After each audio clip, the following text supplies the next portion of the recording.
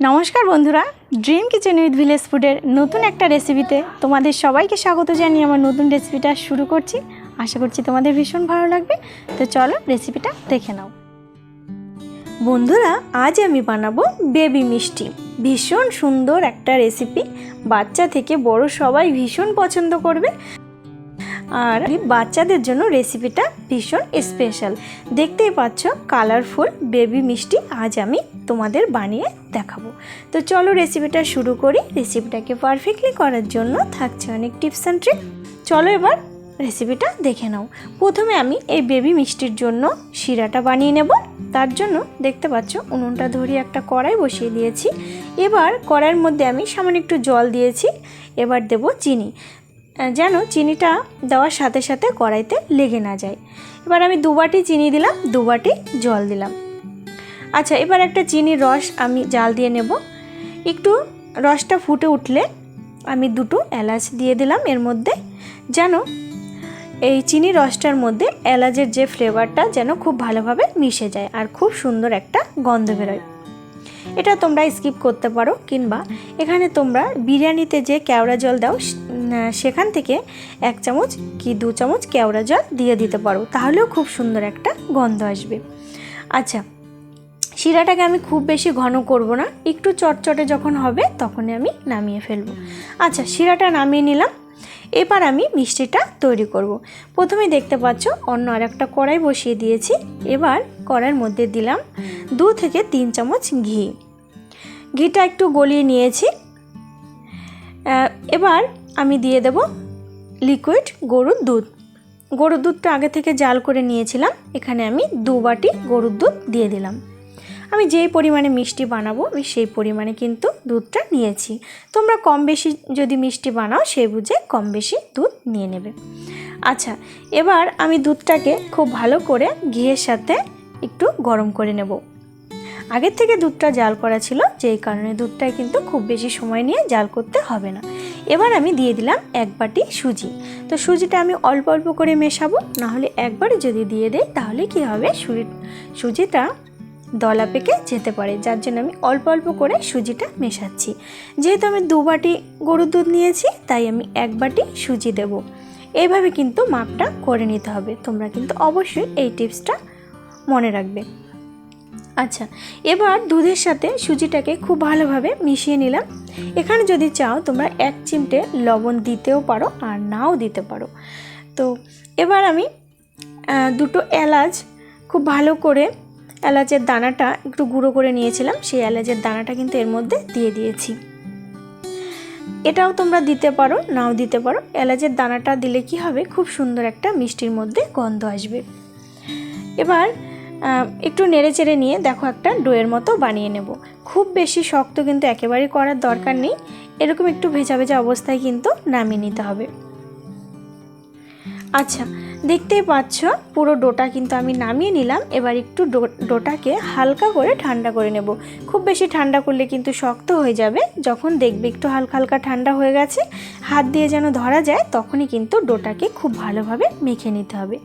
আচ্ছা বন্ধুরা, এখানে কিন্তু একটা জিনিস দিতে হবে ডোয়ের মধ্যে। আমি এখানে 2 চামচ ছোটো চামচের কর্নফ্লাওয়ার দিয়েছি। তোমরা কিন্তু কর্নফ্লাওয়ার যদি না থাকে বাড়িতে, তাহলে 2 চামচ ময়দা দিতে পারো। এটা তোমাদের দেখানো হয়নি, এটা কিন্তু অবশ্যই দিতে হবে। আচ্ছা, আমি কর্নফ্লাওয়ারের সাথে খুব ভালো করে মেখে নিয়ে এবার দেখো আমি একটা বেবি মিষ্টি বানিয়ে নিয়েছি। খুব ছোট ছোট করে কিন্তু আমি মিষ্টিগুলো বানাচ্ছি। আর ডোটা যেন খুব ভালোভাবে মাখা হয়, একদম যেন মসৃণ হয়, মিষ্টির গায়ে যেন একটু ফেটে না থাকে, তাহলে কি হবে, ভাজার সময় মিষ্টিগুলো কিন্তু ভেঙে যাবে। তো দেখতেই পাচ্ছ আমি খুব ভালোভাবে কিন্তু মেখে নিয়ে এই বেবি মিষ্টিগুলো বানিয়ে নিচ্ছি। আচ্ছা, এরই মধ্যে কিন্তু আমার সমস্ত বেবি মিষ্টিগুলো বানানো হয়ে গেছে।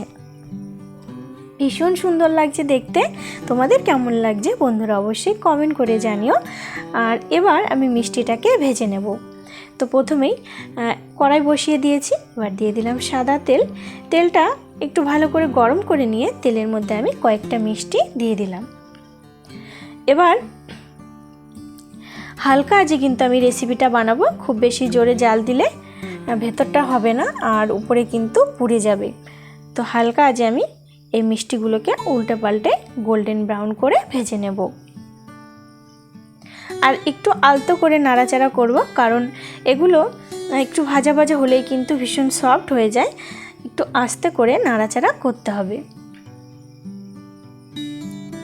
যখন একটা সাইড ভাজা হবে তখন আমি আস্তে করে নেড়েচেড়ে ভেজে নেব। তো বন্ধুরা দেখতেই পাচ্ছ এই বেবি মিষ্টিগুলো কিন্তু আমার খুব সুন্দর একটা কালার চলে এসছে। তো এবার আমি নামিয়ে নিলাম। এবার আমি আরও কিছুটা মিষ্টি তেলের মধ্যে দিয়ে দিলাম। এগুলো আমি খুব ভালোভাবে ভেজে নেব। আর এত সুন্দর দুর্দান্ত রেসিপি অবশ্যই বন্ধুরা তোমরা ট্রাই করবে। আর বাড়ির বাচ্চারা কিন্তু এই রেসিপিটা ভীষণ পছন্দ করে। তো আমি যখন মিষ্টিগুলো বানিয়েছি, তো বানাতে বানাতেই মিষ্টি অর্ধেক শেষ হয়ে গেছে। সবাই এতটা পছন্দ করেছে, বিশেষ করে আমার ছেলে তো ভীষণ ভালো খেয়েছে। তো এর মধ্যে দেখতে পাচ্ছ তোমাদের সাথে কথা বলতে বলতে এই মিষ্টিগুলো ভাজা হয়ে গেছে। আর এই মিষ্টিগুলো কিন্তু আমি অতটাও কালার করিনি, আগের মিষ্টিগুলো যতটা কালার এনেছিলাম। কারণ এতে কি হবে, মিষ্টিগুলো যখন আমি চিনি রসের মধ্যে ভেজাবো তো দুটো কালার আসবে, দেখতে বেশ সুন্দর লাগবে। যার জন্য আমি এই মিষ্টিগুলোর কালারটা একটু হালকা রেখেছি। এবার আমি কিছুটা মিষ্টি ভাজা হয়েছে, তো চিনি রসের মধ্যে আমি সেই মিষ্টিটা দিয়ে দিলাম। আরও কিছু মিষ্টি রয়েছে, সেগুলো ভেজে আমি চিনি রসের মধ্যে দেব। দিয়ে একটু নেড়েচেড়ে নেব। খুব বেশি সময় কিন্তু নাড়াচাড়ার দরকার নেই। দেখবে কিছুক্ষণের মধ্যে মিষ্টিগুলো কিন্তু পুরো রসটা মিষ্টির মধ্যে ঢুকে যাবে। তো এর মধ্যে বন্ধুরা আমার সমস্ত বেবি মিষ্টিগুলো রেডি হয়ে গেছে। আর একদম সফট হয়ে গেছে মিষ্টিগুলো রসের মধ্যে দেওয়ার সঙ্গে সঙ্গেই। আর ভীষণ সুন্দর লাগছে দেখতে, আর ভীষণ সফট নরমও হয়েছে। দেখতেই পাচ্ছ তোমরা, দুর্দান্ত একটা রেসিপি। চলো এবার আমি তোমাদের একটা দুটো মিষ্টি একটু ভেঙে দেখাবো যে কতটা সফট হয়েছে। দেখতেই পাচ্ছ রসে একদম ভেতরটা পুরো ভরে গেছে। আর এবার দেখো আমি কেটে দেখাচ্ছি যে কতটা সফট হয়েছে। মুখে দিলেই একদম মিলিয়ে যাবে। দুর্দান্ত একটা মিষ্টি রেসিপি। এটা যদি তোমরা একবার খাও, বাজার থেকে আর কিনে খেতে একদমই ইচ্ছে করবে না। তো বন্ধুরা এই রেসিপিটা তোমাদের কেমন লাগলো কমেন্ট করে জানিও। অবশ্যই লাইক করে দিও। তোমরা লাইক কমেন্ট করলে কি হয়, নতুন নতুন ভিডিও করার ভীষণ উৎসাহ বাড়ে। আমার ছোট্ট পরিবারের নতুন বন্ধু হলে চ্যানেলটি সাবস্ক্রাইব করে পাশে থেকো। বাই।